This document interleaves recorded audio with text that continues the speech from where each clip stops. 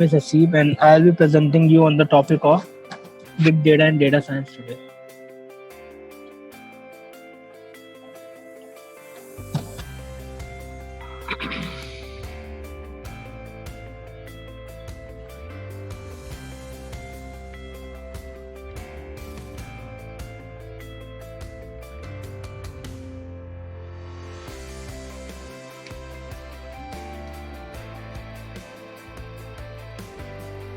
Okay, so data science is a relevant term. Okay, data science की जो term है, it's been here since 1970.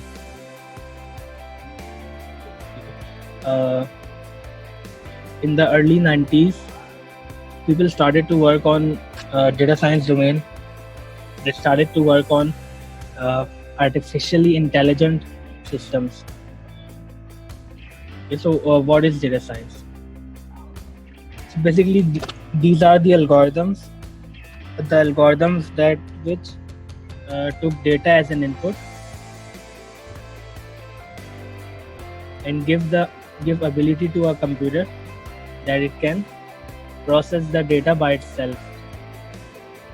So the computer then don't have to ask questions from any user. It can work independently on its own.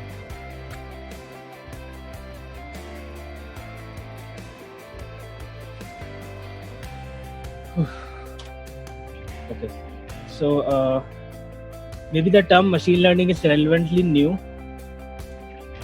Okay, so हमने discuss किया कि data science क्या है, right? कोई भी ऐसे एल्गोरिथम्स जो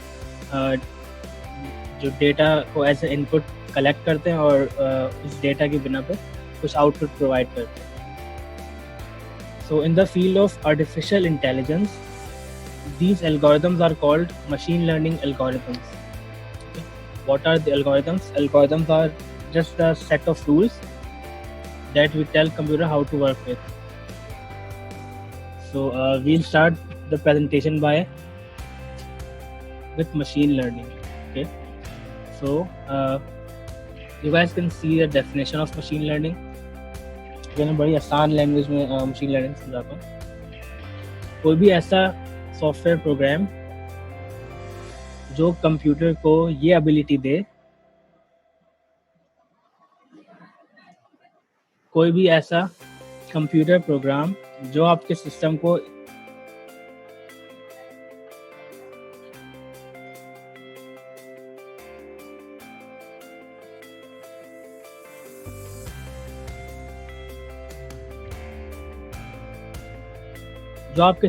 को ये एबिलिटी दे कि वो खुद से डिसीजन ले सके.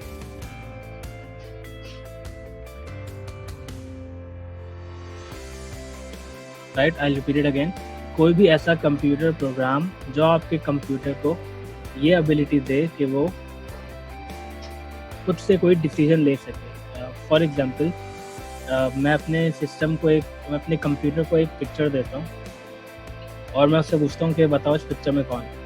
Right, so in early ages इस काम के पीछे एक ह्यूमन रिसोर्स होता था. Right, you give an image to a terminal और टर्मिनल के पीछे एक आदमी बैठा होता था.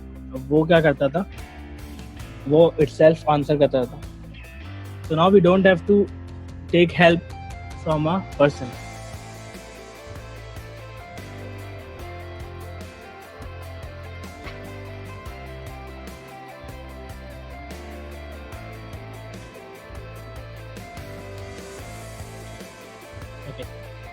तो मैंने ही बताया कि बिग डेटा की जो टर्म है वो it has been in the field of computer science since 1970s. 1970 से टर्म है, लेकिन ये अभी रेलेवेंट क्यों है, अभी इस पर इतना काम क्यों शुरू हुआ? सो द रीज़न इज के वक्त के साथ साथ hardware is becoming cheaper and more powerful day by day. Right, जो हार्ड डिस्क हमें जो सिस्टम हम 10 साल पहले $10,000 का ले सकते थे, आज वो हम $1,000 में खरीद सकते हैं. So the hardware is getting cheaper, and as the hardware gets cheaper, gets the new hardware comes and it becomes powerful.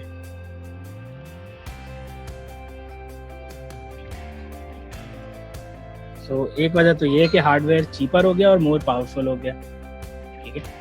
उसके अलावा there are many devices that generate data continuously, like a GPS device.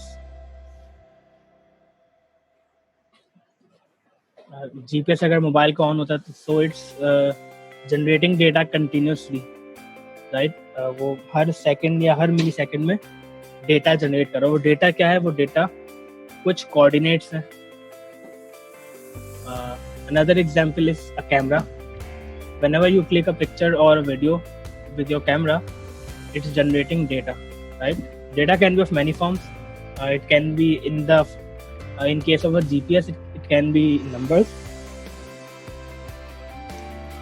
When we talk about camera, the data can be image data or it can be video data. Okay, so there is one more example of a microphone. Okay, right now I'm talking in a microphone.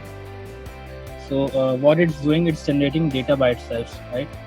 This data it's a type of audio data. So every device is generating data.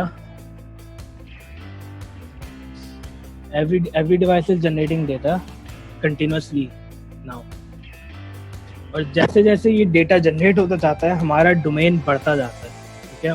मेरे पास GPS का data है, मेरे पास image data है, मेरे पास audio data है, video data है। There are many kinds of data.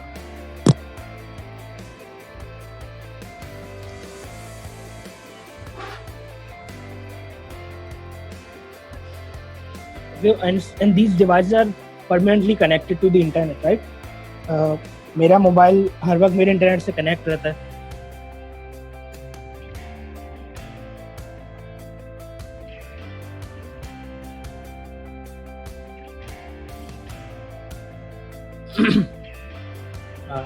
मेरी devices हर वक्त मेरे इंटरनेट से कनेक्ट रहती हैं। जिस तरह कि मेरा जीपीएस है कनेक्टेड टू माय डिवाइस।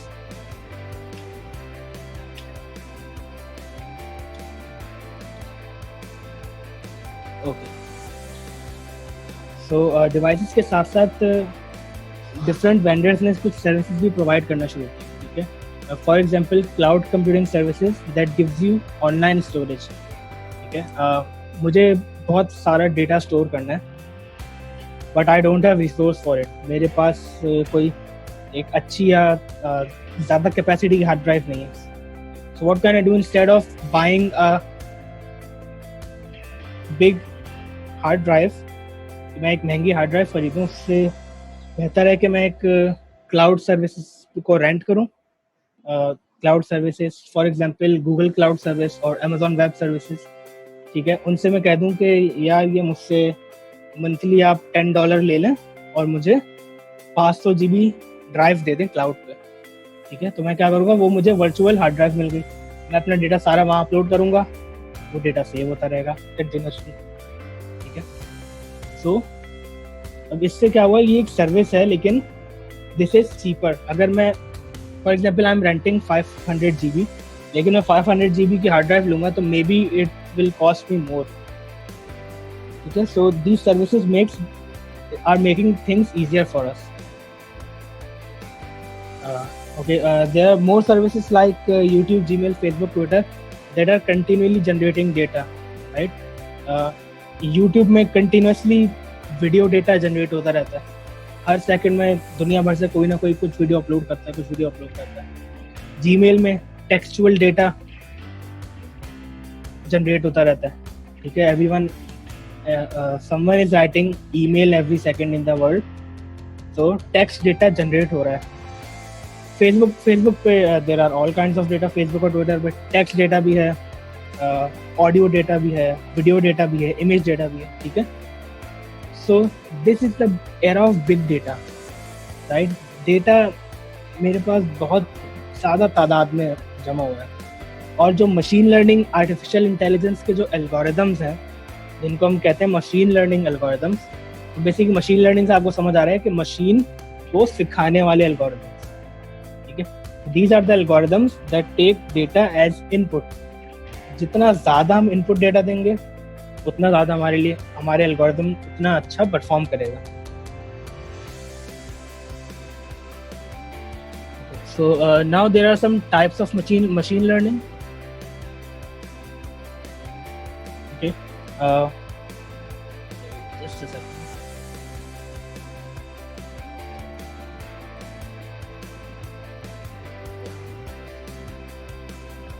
तो ये मशीन लर्निंग की टाइप्स जो हैं ये बेसिकली हमारी प्रॉब्लम पे डिपेंड करती है. प्रॉब्लम क्या है? हमारा डेटा पे.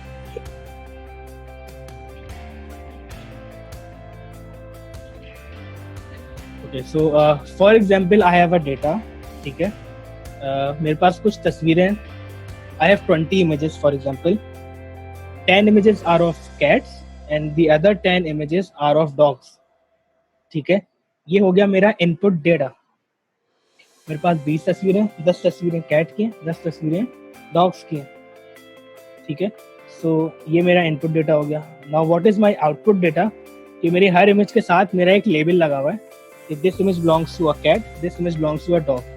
ठीक है, सो इन सुपरवाइज्ड लर्निंग आप अपने एल्गोरिदम को इनपुट डेटा दे रहे हैं, उसके साथ साथ उनके कॉरेस्पॉन्डिंग आउटपुट डेटा भी दे रहे हैं. ठीक है, जैसे अभी मैंने कैट और डॉग की एग्जांपल दी, इसी तरह मैं अपने एल्गोरिदम को ईमेल का डेटा दे रहा हूँ. ठीक है, टेक्सचुअल डेटा ईमेल्स दे रहा हूँ. ये मेरा इनपुट हो गया और मैं उसको आउटपुट भी बता रहा हूँ कि कौन सा ईमेल स्पैम है, कौन सा ईमेल स्पैम नहीं है. इसी तरह एक और एग्जांपल है, we can predict the market value of houses. ठीक है, हाउस घर की क्या वैल्यू चल रही है वो प्रिडिक्ट कर सकते हैं. ठीक है, जो प्रिडिक्ट कर रहे हैं ये आउटपुट हो गया हमारा. इनपुट क्या है? घर का एरिया, घर में कितने कमरे हैं, घर किस इलाके में. ठीक है, तो these are the input data.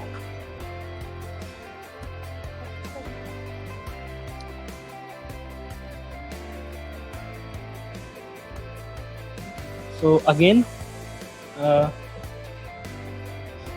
Supervised learning में जो भी प्रॉब्लम्स आती हैं they lies in any of the given 2 classes. Right, one supervised problem can be a classification, जिस तरह हमने कैट या डॉग की बात की. ठीक है, सो आप जो भी इनपुट दो, ठीक है, either your output will be a cat और अ डॉग. ठीक है, आपका आउटपुट या तो कैट होगा या तो डॉग होगा, उसके अलावा कुछ नहीं हो सकता. ये हो गया classification. Your output is a discrete variable. ठीक है, आइदर इट कैन बी 0 और 1, either it can be a cat और a dog, either it can be true और फॉल्स. ठीक है, द वेरिएबल इज डिस्क्रीट. और your supervised learning problem can be a regression problem. ठीक है, जिस तरह हमने अभी हाउस प्राइसिंग की बात की थी, house pricing is a regression problem. क्यों? रिग्रेशन प्रॉब्लम में हमारा आउटपुट कंटिन्यूस होता है. माई value of a house can be $10,000, can be $1 million, can be $10 million, can be $100 million, can be $1 billion. ठीक है, एक कंटिन्यूस नंबर है, मुझे नहीं पता कहाँ से शुरू होगा कहाँ खत्म होगा. ठीक है, कंटिन्यूस नंबर है. इट कैन बी $0.00001, कोई भी नंबर हो सकता है. ठीक है, सो क्लासिफिकेशन में क्या होता है? जो हमने क्लासेस दी हैं जैसे कैट और डॉग, उसी में आंसर आएगा आउटपुट. रिग्रेशन में क्या होता है? कुछ एक नंबर आउटपुट आता है और the number can be any number. The second machine learning type is unsupervised learning. अच्छा, सुपरवाइज्ड लर्निंग को हम सुपरवाइज क्यों कहते हैं? क्योंकि जब हम अपने एल्गोरिदम को इनपुट डेटा दे रहे हैं तो हम उसको सुपरवाइज भी कर रहे हैं कि ये डेटा का आउटपुट ये होगा. ठीक है, this image is of a cat, हम इमेज के साथ बता भी रहे हैं कि ये कैट है. So we are supervising the algorithm. अब अनसुपरवाइज्ड एल्गोरिदम में क्या होता है? हम सिर्फ इनपुट डेटा देते हैं, उसके आउटपुट नहीं देते. ठीक है, फॉर एग्जाम्पल मैं उसको अगेन मैं वही 20 इमेजेस ले रहा हूँ कैट्स और डॉग्स की. ठीक है, अब लेकिन अब मैंने अपने एल्गोरिदम या अपने कंप्यूटर को ये नहीं बताया कि कौन सी 10 इमेज कैट की, कौन सी 10 इमेज डॉग की. मैंने कुछ भी नहीं बताया, मैं सिर्फ इमेज दे दूँ. ठीक है, so what my algorithm will do, it will make sense out of the data, ठीक है। फॉर एग्जांपल आपको ये जो सर्कल्स या डॉट्स नजर आ रहे हैं,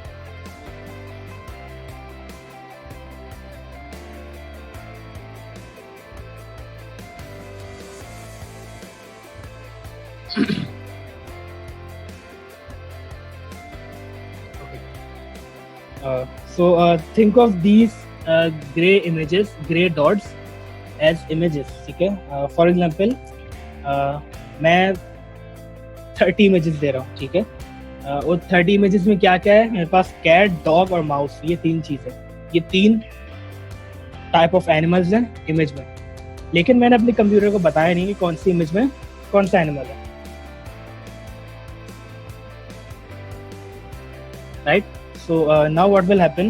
My unsupervised algorithm will classify the different classes for me, ठीक है। उसने डेटा लिया और उसने खुद ही क्लासिफिकेशन कर दी। कैसे?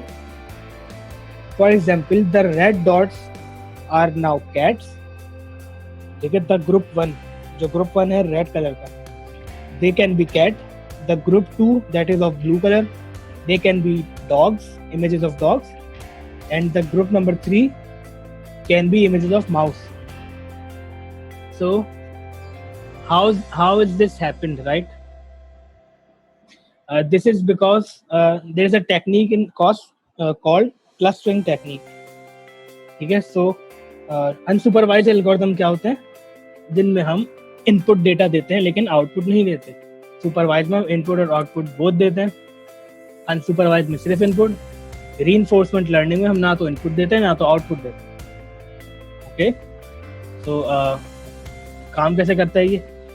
Think of a robot, right. Robot को चलना आता है बस, उसको मैंने किसी इन्वायरमेंट में छोड़ दिया, अब वो खुद ही चीज़ों से इंटरेक्ट कर रहा है, ठीक है। उसके अंदर सेंसर्स लगे हुए हैं, वो डेटा जनरेट कर रहे हैं, वो कोई भी काम करता है वो उसका आउटपुट होता है, ठीक है। फॉर एग्जाम्पल मेरा रोबोट चल रहा है सीधा, सामने एक पत्थर आ जाता है, तो मेरा रोबोट उससे टकरा के गिर जाता है, डेटा वो जनरेट कर रहा है। अब ये जो एक्शन हुआ है वो गिर गया, ये हो गया उस डेटा का आउटपुट, ठीक है।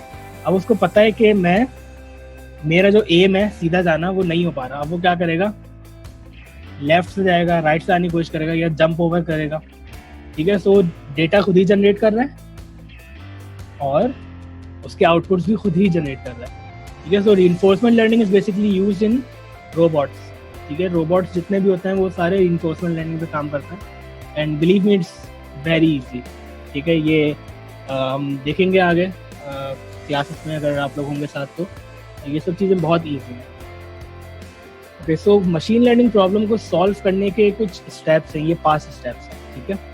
ये जो स्टेप्स हैं basically these steps are called data science, ठीक है। डेटा साइंस क्या है? एक ऐसी साइंस जिसमें डेटा पे काम होता है, ठीक है, ठीक है। So can be data gathering, कि आप डेटा कलेक्ट कहाँ से कर रहे हैं। अगर मेरे पास कैट और डॉग्स की इमेज है तो मैं गूगल से डाउनलोड कर रहा हूँ। डेटा प्री प्रोसेसिंग, ठीक है। मैं जब भी अपने एल्गोरिथम को डेटा देता हूँ तो इट ओनली अंडरस्टैंड्स नंबर, और अगर मेरे पास इंग्लिश लैंग्वेज का डेटा है तो मुझे उसको नंबर्स में कन्वर्ट करना पड़ता है। इमेज डेटा है तो मुझे उसको भी नंबर्स में कन्वर्ट करना पड़ता है, विच इज़ वेरी इजी, ठीक है। So this is called data science. आप अपने डेटा के साथ क्या क्या कर सकते हो? डेटा गैदर कर सकते हो, डेटा को क्लीन कर सकते हो, प्रोसेस कर सकते हो, डेटा में से फीचर इंजीनियरिंग कर सकते हैं। फॉर एग्जांपल मैं अपने डेटा में से डेटा गैदरिंग हमने पढ़ लिया, ठीक है, हम कैसे अपना डेटा गैदर करते हैं। डेटा प्री प्रोसेसिंग में बहुत सारी चीज़ें आती हैं कि मिसिंग वैल्यूज़ में कैसे क्लीन करता हूँ, आउटलायर्स कैसे रिमूव करता हूँ। Outliers you can see green apples में एक रेड एप्पल है, अगर मैं एप्पल्स को प्लॉट करता हूँ तो ये सारे ग्रीन एप्पल आ गए, रेड एप्पल अलग से आ रहा है। अब ये रेड एप्पल क्या करेगा, मेरे डेटा के स्टैटिस्टिक्स को ख़राब करेगा, ठीक है। फॉर एग्जांपल अगर रेड एप्पल नहीं होता तो मीन कुछ और आ रहा था मेरे डेटा का, लेकिन अब इस रेड एप्पल की वजह से मेरे डेटा का मीन कुछ और आ रहा है। सो डेटा की स्टैट्स ख़राब करता है, तो हम आउटलायर्स को रिमूव कर देते हैं। बैड इनकोडिंग, इंग्लिश लैंग्वेज को मैंने बताया, लैंग्वेज को नंबर्स में कन्वर्ट करना पड़ता है, so that is called encoding. Wrongly labelled data को सही करना, this is pre processing. Bias data, मेरे पास मुझे कैट्स और डॉग्स क्लासिफिकेशन करनी है तो मुझे क्या चाहिए, ज़्यादा डेटा चाहिए और बैलेंस डेटा चाहिए, अगर मेरा कैट्स का डेटा 70,000 इमेजेस है, डॉग्स का 10,000 इमेज है,